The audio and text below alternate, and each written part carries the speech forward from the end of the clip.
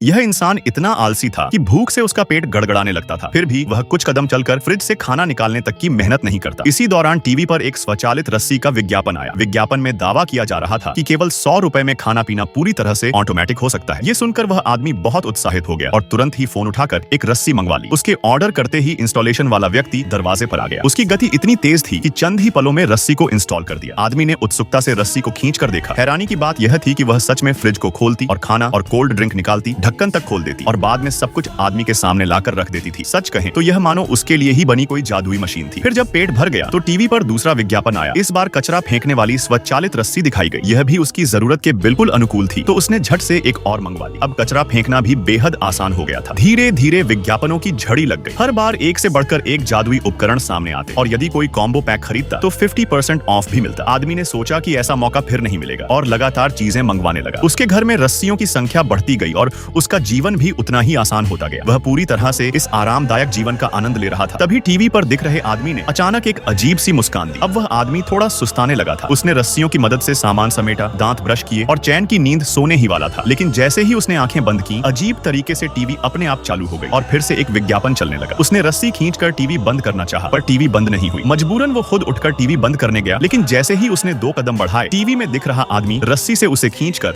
वापस बैठा देता है। फिर टीवी पर और भी महंगी वस्तुएं दिखने लगी और रस्सियां उसे मजबूर करने लगी कि वह और भी चीजें खरीदे। वह आदमी खुद को छुड़ाने की बहुत कोशिश करता है, पर कोई फायदा नहीं हुआ। जैसे जैसे उसने नई चीजें मंगवानी शुरू की, रस्सियों ने उसे पूरी तरह से जकड़ लिया और आखिर में वह दम घुटने के कारण मर गया। इस कहानी से आपको क्या सीख मिली, कमेंट में एक बार जरूर बताना।